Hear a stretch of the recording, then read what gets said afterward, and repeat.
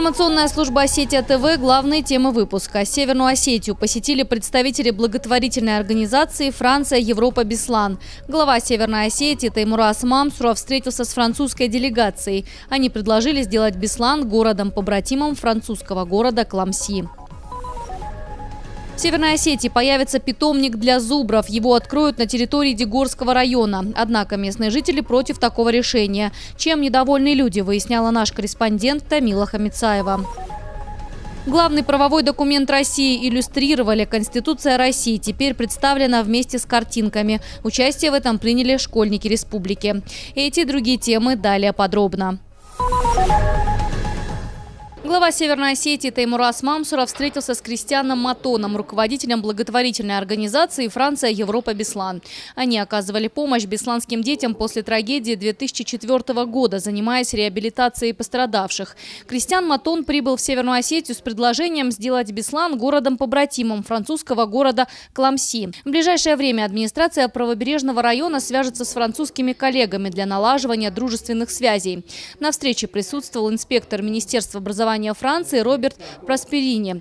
Он представил проект школы французского языка в Беслане. По мнению авторов, это позволит молодежи освоить один из самых популярных языков мира. По словам Просперини, школа будет сотрудничать с учебными заведениями Франции. Во время подведения итога встречи глава республики выразил надежду, что все проекты будут активно реализовываться.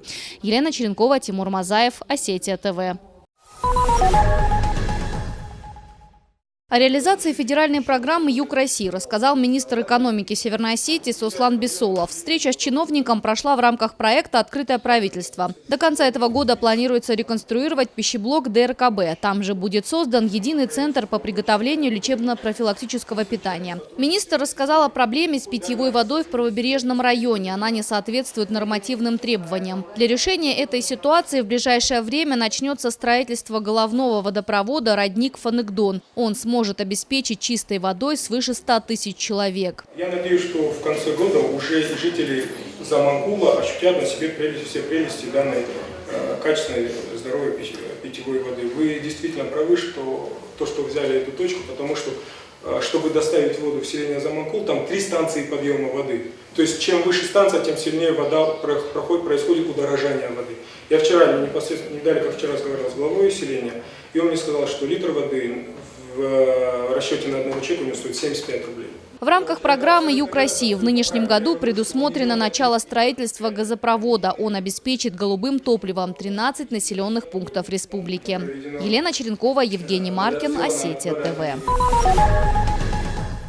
Программу сохранения популяции зубров в России более 10 лет назад разработал Всемирный фонд дикой природы. Крупный питомник для этих животных теперь планируют создать на Кавказе. В Северной Осетии существует цейский заказник, куда зубров привозили дважды. Однако, по словам специалистов, такая популяция не может быть жизнеспособной. Территории питания для них там недостаточно. Идея создания 3-го питомника на Кавказе, она логична и востребована. Почему? Потому что достаточно серьезная программа восстановления зубров в России, но количество выращиваемых животных недостаточно для эффективного и быстрого восстановления этого вида. Естественно, что это поиск средств, это немалые средства, потому что мы понимаем, что их нужно привлекать в республику.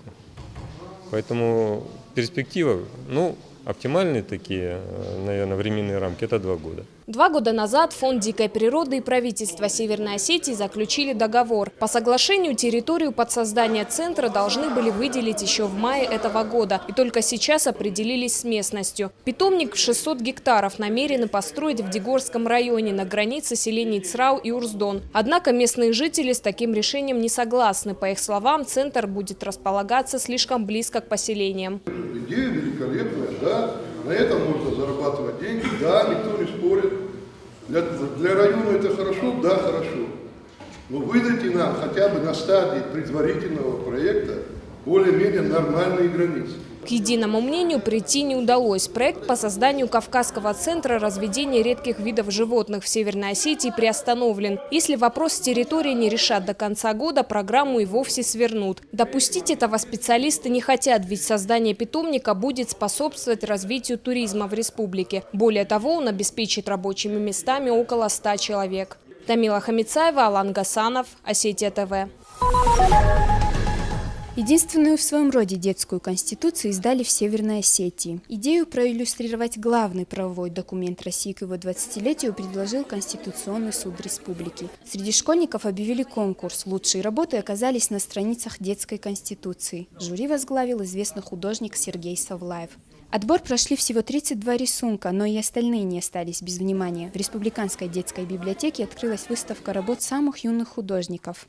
Увидеть Конституцию глазами детей сможет любой желающий в течение 2 недель. Затем выставку перенесут в здание правительства. Все, что связано с изданием Конституции для детей, это очень интересная история, потому что идея сама возникла спонтанно. Мы решили 20-летие отметить комплексом мероприятий различных, и в числе этих мероприятий решили попробовать издать Конституцию, иллюстрированную для детей. Почему? Нам хотелось понять, как дети воспринимают нормы закона. Во Владикавказе прошло открытие Республиканского научно-практического форума инновационных технологий «Шаг в успешное будущее». В рамках мероприятия в Северной Осетии будет реализована федеральная программа фонда Бортника «Умник». 20 участников программы в возрасте от 18 до 28 лет представят свои проекты на суд представителям научной среды, бизнес-сообществ и органов власти. Победителям конкурса будет предоставлена государственная поддержка в виде гранта в размере до 400 тысяч рублей. Мы, как главные представители фонда и организаторы этого мероприятия, сегодня будем работать и выслушивать презентации наших молодых ученых. Все 20 заявок, которые к нам поступили, мы будем сегодня рассматривать вместе с экспертами в научной деятельности, представителями бизнес-сообщества и представителями органов власти. Сегодня мы отберем около 10 самых интересных проектов, которые отвечают критериям и научной новизны, и коммерциализации.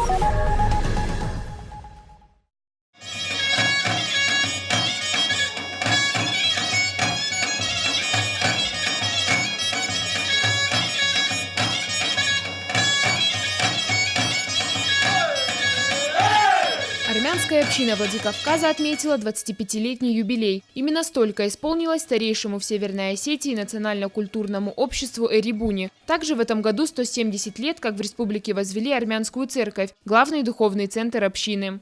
Хотелось бы сердечно поздравить с 25-летием Армянское национально-культурное общество Эребуни.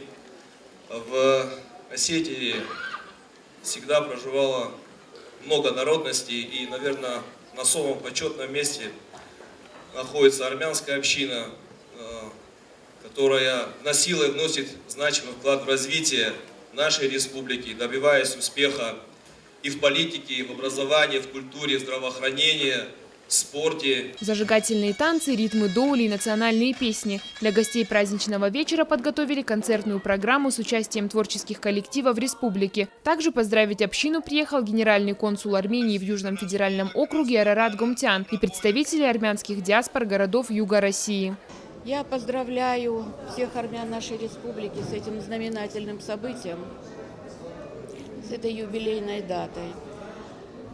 И желаю всего самого наилучшего. И благодарю всех жителей нашей республики, потому что наша многонациональная республика. Я благодарю за дружбу, за братское отношение, которые возникают между нашими народами. В составе национального общества Эребуни 800 человек. Они изучают армянский язык, историю и литературу, развивают культурные традиции народа. Это одна из самых первых и многочисленных диаспор республики. Объединяет их одно – любовь к своей родине, солнечной Армении. Ирина Дзабаева, Тома Валиева, Евгений Маркин, Осетия ТВ.